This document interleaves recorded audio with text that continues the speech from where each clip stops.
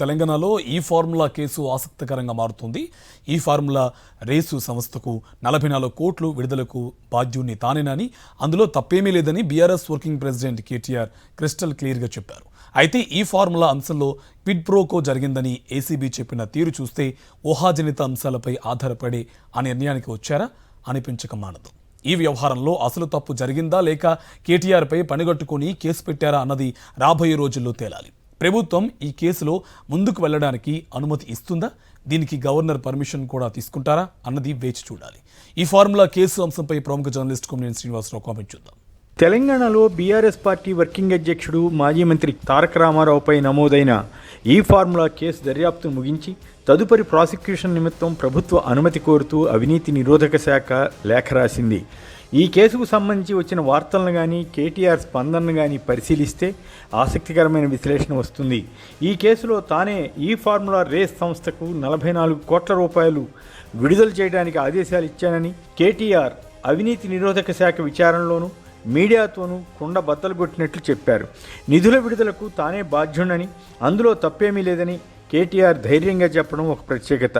ఈ ఉదంతంలో quid pro quo ఉందని ACB చెప్పిన తీరు చూస్తే ఎక్కువగా ఊహాజనిత అంశాలపైనే ఆధారపడిందా అన్న అనుమానం వస్తుంది. కేటీఆర్పై ఏదో ఒక కేసు పెట్టాలని పెట్టారా లేక నిజంగానే ఇందులో ఏదైనా తప్పు జరిగిందా అన్నది పరిశీలనార్హం.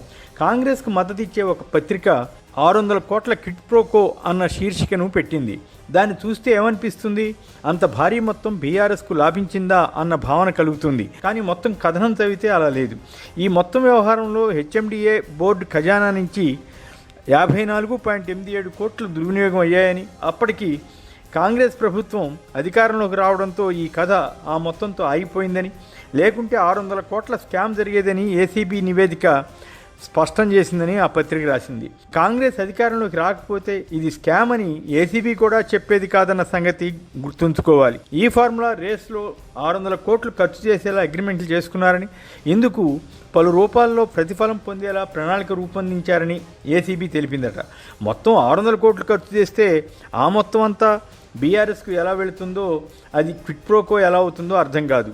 ఈ ఫార్ములా రేస్ ఒక సీజన్లో నిర్వహిస్తే అయ్యే ఖర్చు ఎంత, అందులో క్విడ్ ప్రోకోకి ఎంత అవకాశం ఉంటుందన్నది ఆలోచిస్తే పలు సందేహాలు వస్తాయి. బ్రిటన్కు చెందిన ఫార్ములా ఈ ఆపరేషన్స్, హైదరాబాద్కు చెందిన గ్రీన్కో, నెక్స్ట్ జెన్ అనే సంస్థల మధ్య ఈ రేసు నిర్వహణకు 2022లో త్రైపాక్షిక ఒప్పందం కుదిరింది. 2023 ఫిబ్రవరిలో సీజన్ 9గా రేసును నిర్వహించారు. ఆ తర్వాత బ్రిటన్ కంపెనీకి నెక్స్ట్ జెన్ కంపెనీకి మధ్య విభేదాలు తలెత్తాయి. ఈ ఫార్ములా సంస్థ తనకు రావాల్సిన నిధులు రాకపోవడంతో రేసును నిలిపివేస్తున్నట్టు ప్రకటించింది. నెక్స్ట్ జెన్ సంస్థకు ఈ రేసులో నష్టం వచ్చిందట. ఆ మీదట ఆ కంపెనీ తదుపరి సీజన్లకు 600 కోట్లు ఖర్చు చేయలేక చేతులెత్తేసింది. దాంతో అప్పటి మున్సిపల్ శాఖ మంత్రి కేటీఆర్ చొరవ తీసుకుని ఫార్ములా ఈ ఆపరేషన్ సంస్థతో మున్సిపల్ శాఖ మరో ఒప్పందం చేసుకునేలా ఈవెంట్ నిర్వహణకు అన్నీ కలిపి 110 కోట్లు చెల్లించడానికి అంగీకరించారు. ఇంతలో ఎన్నికలు వచ్చాయి. దీన్ని దృష్టిలో ఉంచుకుని ఎన్నికల సంఘం ఆదేశాలు తీసుకోకుండా ఫార్ములా ఈ ఆపరేషన్ సంస్థకు 2023 అక్టోబర్లో 45.71 కోట్ల నిధులను హెచ్ఎండిఏ నుంచి కేటీఆర్ విడుదల చేయించారన్నది అభియోగం. ఆర్థిక శాఖ నుంచి కూడా అనుమతులు తీసుకోలేదన్నది మరో ఆరోపణ.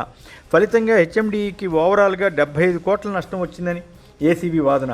దీన్ని పరిశీలిస్తే కేటీఆర్ తీసుకున్న నిర్ణయాల్లో సాంకేతిక లోపాలు ఉన్నట్లు అనిపిస్తుంది. ప్రభుత్వం ఏదైనా డెసిషన్ తీసుకున్నప్పుడు నిర్దిష్ట నిబంధనలు పాటించాల్సి ఉంటుంది.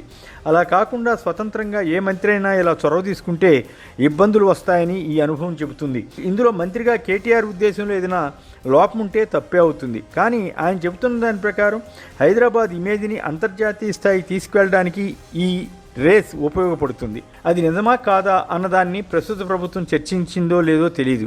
ఏసీబీ ఆ కోణం జోలికి వెళ్ళినట్లు అనిపించదు. కాగా బీఆర్ఎస్కు ఈ ఈవెంట్లో భాగస్వామిగా ఉన్న గ్రీన్కో దాని అనుబంధ సంస్థల ద్వారా 41 కోట్ల ఎలక్ట్రల్ బాండ్ల నిధులు వచ్చాయట. ఆ తర్వాత గ్రీన్కో ఈ ఫార్ములా సంస్థలు ఈవెంట్ను ప్లాన్ చేశాయన్నది అభియోగంగా ఉందని మీడియా వార్తలు సూచిస్తున్నాయి. గ్రీన్కోకి గత బీఆర్ఎస్ ప్రభుత్వం నుంచి ఏమైనా భారీ రాయితీ నిబంధనలకు విరుద్ధంగా వచ్చిందా అన్నది ఎక్కడా చెప్పినట్లు లేదు. పైగా వారు కూడా ఇందులో ఎంతో కొంత మొత్తం ఖర్చు చేయవలసి ఉంటుంది కదా. కేటీఆర్తో సహా 10 మందిపై ఏసీబీ కేసులు పెట్టింది. దీనిపై కేటీఆర్ స్పందిస్తూ రాష్ట్ర ప్రభుత్వం నుంచి పంపిన 45.71 కోట్ల నిధులు ఫార్ములా ఈ ఆపరేషన్ సంస్థకు చేరాయని, ఇందులో అవినీతి ఎక్కడ ఉందని ప్రశ్నించారు. ఎవరూ కోరకపోయినా ఇందులో అవినీతి ఉందా లేదా అన్నదానిపై తాను లై డిటెక్టర్ టెస్టుకు సిద్ధమని ఆయన సవాల్ విసిరారు. అలాగే రేవంత్ కూడా సిద్ధమవుతారా అని ప్రశ్నించారు. రేవంత్ గతంలో ఓటుకు నోటు కేసులో నిందితుడిగా ఉన్న నేపథ్యంలో ఆయనకు ఈ సవాల్ చేశారు. ఎమ్మెల్యేల కొనుగోలు కేసులో దొరికావా లేదా అని కూడా కేటీఆర్ అడిగారు. రేవంత్పై అప్పట్లో కేసు పెట్టినందున ఏదో రకంగా తనపై ఏసీబీతో కేసు పెట్టించారన్నది కేటీఆర్ అభిప్రాయం.